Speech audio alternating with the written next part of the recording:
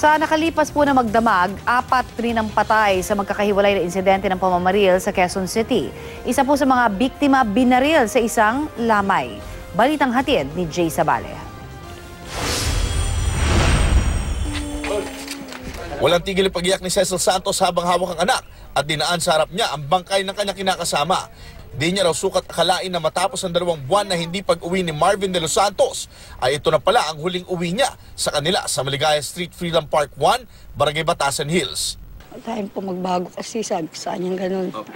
Ang ayos-ayos na ng buhay namin, no? Ikaw na lang kulang. Opo. Ayos na kami ng mga anak mo. Kaya ko ng buhay mga anak mo.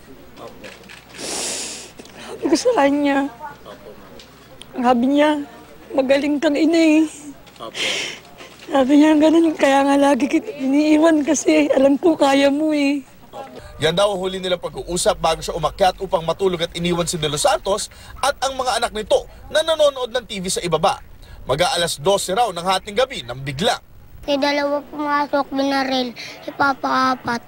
Bago ito, 11:20 ng gabi, patay rin sa pamamaril habang nagmamaneho ng tricycle si Edsel Castillo sa Camaro Street Corner, Coronet Street, Barangay West Fairview. Tama ng bala sa mukha at likod ng ulo ang agad niyang ikinamatay. Ayon sa kapatid ng biktima, kalalaya lamang daw ni Castillo nitong katapusan ng nakaraang buwan. Aminado siyang dati raw itong gumagamit pero hindi na ngayon. Kung nadala po sa bisyo po, nagbago na po siya eh. Opo. Kaya alam na niya, naranasan niya po sa loob ng kulungan, mahirap po doon eh. Opo. Lahat doon, nagsusugat-sugat na siya doon dahil halo-halo na nandun ng mga bakterya. Sa di kalayuan, alas 11 ng gabi, patay rin sa tama ng bala si Ferdinand Amansec, 30 taong gulang, sa isang bakanting lote sa Sitio Santo Niño, Barangay West Fairview pa rin. Nagtamo siya ng tama ng bala sa muka, tiyan, right wrist at likod ng ulo. Pinagbabaril din ang nakababatang kapatid nitong si Juan Carlo Amansec, 28 years old, na sugatang itinakbo sa ospital.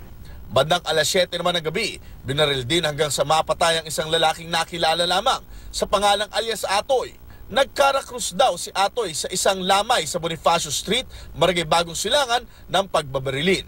Sinubukan pang habulin ng mga naglalamay ang sospek na kaswal lang na naglakad palayo. Pero nang magpaputok ulit ay nagpulasa naman ang mga umahabol na residente. Jay Sabale, GMA News.